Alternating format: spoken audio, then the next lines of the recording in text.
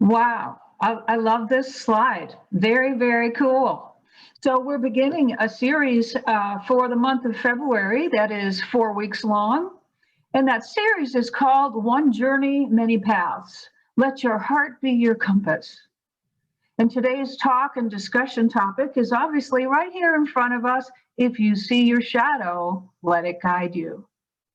One of the inspirations is pretty obvious, and that is that this past Tuesday was Groundhog Day, the 2nd of February. And I believe the name of this famous groundhog is Pete. I hope I have that right.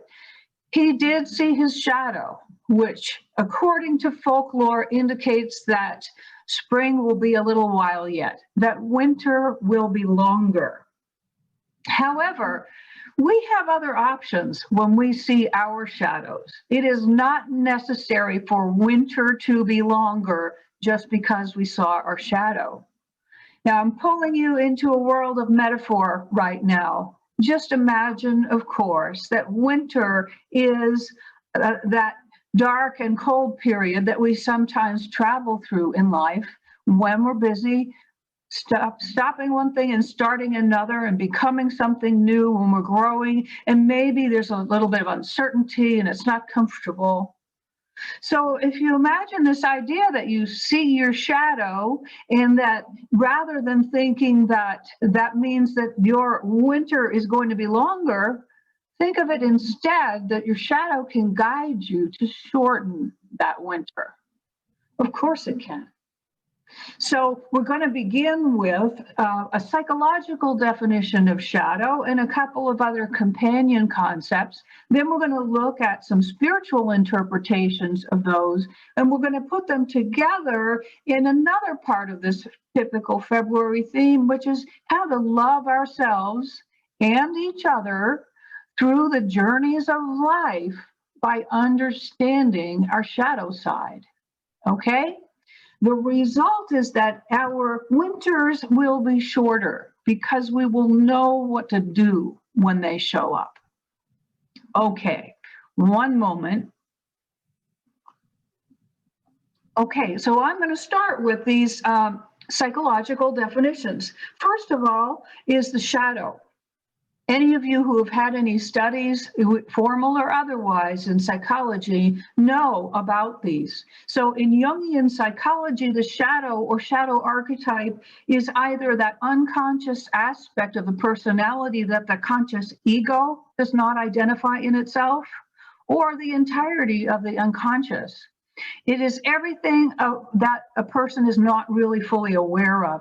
And in short, it is the shadow side. It's hidden. Okay, now think of this if you've been taking any science of mind classes or reading too. Think of your metaphysical chart. It's the middle part, the subjective, the subconscious. Okay, so because a person tends to reject or remain ignorant of the least desirable aspects of his personality, the shadow is largely negative. And there are, however, positive aspects too that remain hidden, especially in those of us who experience some low self-esteem, anxiety, false beliefs, etc. So remember, shadow is something that we are unaware of in our conscious ego self, but it's still there. It's just hidden. This is all thanks to Wikipedia and its many contributors. So here comes another companion to that, which is repression. Repression is a psychological defense mechanism which occurs when one of us consistently pushes away a particularly painful or disturbing thought, memory, or desire in an attempt to keep our mind in a more pleasurable, less anxious state. I.e., I don't want to talk about it. Remember how kids used to put their hands over their ears and close their eyes and yell, la, la, as if that would keep whatever was uncomfortable from occurring. Of course, it didn't really work. And that's something that a lot of us often do. That one was originally theorized by Sigmund Freud. Inevitably, though, those things that we repress still end up hanging out in our subconscious. And again, if you've taken any science of mind classes or are considering it, that is still an active zone. It's where the creative medium is. It's where the law of cause and effect gets activated. So if we keep garbage down there, garbage is going to keep producing according to its own kind. So when things come up and they cast a shadow in our life, there's actually a gift there. And we'll get into that more in just a moment. There's one other psychological concept that's related to all of this, and it's called projection. That's when that level of disowning or repressing, denying, not recognizing some part of ourselves consciously is so great, we are like completely unaware that it's part of who we are. It's part of our makeup. An example would be to be so out of touch with our own desire and sometimes need to express anger that all we can see is anger in other people. They're so angry. We could be so unaware of our own rudeness that all that we can see is the rudeness in other people. We could be so unaware of our own magnificence that we can only see the magnificence in other people. It works both ways, with negative and positive. The thing about projection is we are so out of touch with that quality, we think only other people have it. And we spend most of our time talking about them and doing this. So we have our shadow, which is what's hidden from us.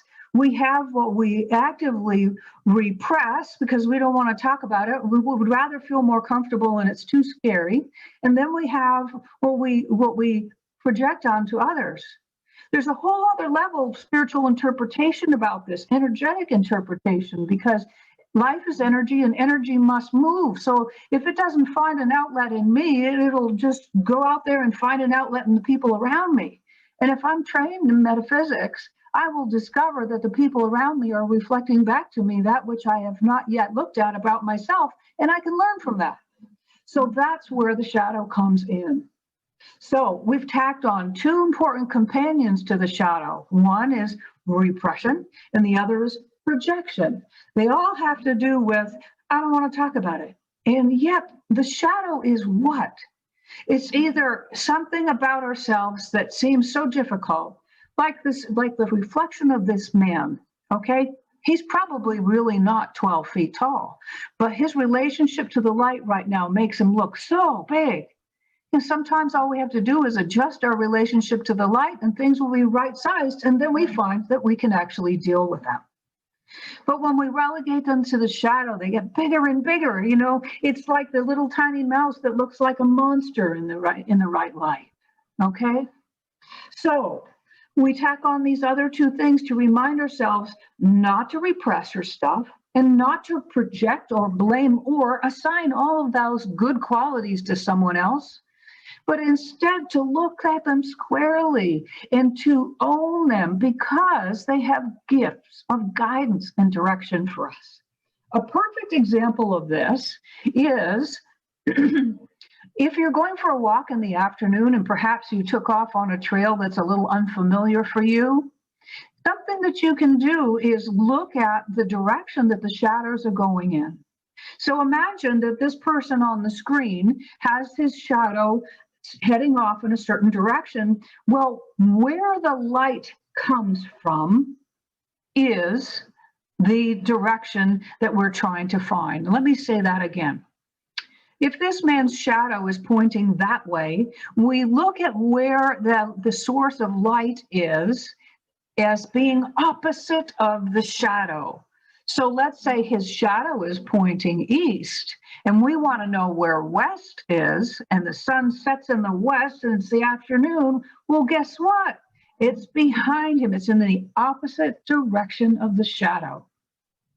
In ancient times, they used this power to both tell time and direction, and that's what sundials are, okay? So if you feel lost in your life, and you're casting a huge shadow because of this unresolved problem that's getting bigger and bigger and bigger, guess what? Turn in the opposite direction of all that stuff, and you will find the light, which will guide you home. Just like I know that a shadow being cast by a tree in the afternoon tells me that's east, that's west, and now and now I can figure out how to get home because hopefully I know where where my home is in relation to that point. Each of us is constantly being guided, even by our seemingly negative experiences. Like I said a moment ago, even if you try to push it down, you try so successfully to deny it that you don't even know it's a part of you. It'll still come up, it'll still show up somewhere.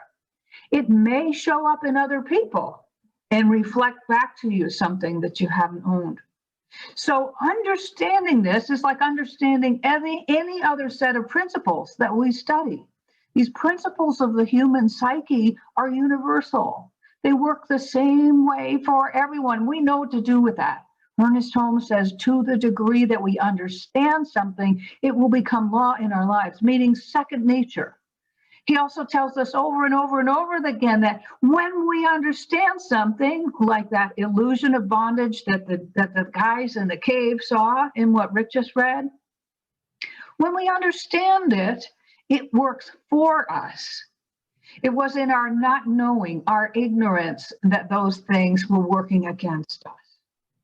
So if I'm having experiences of life being really big and scary, and I feel lost and I feel frustrated and it feels like everybody else has what I don't have, and I have stuff I'm ashamed of and don't want to talk about, what if I look squarely at my shadow and I find that that shadow actually tells me in reverse where the light is coming from?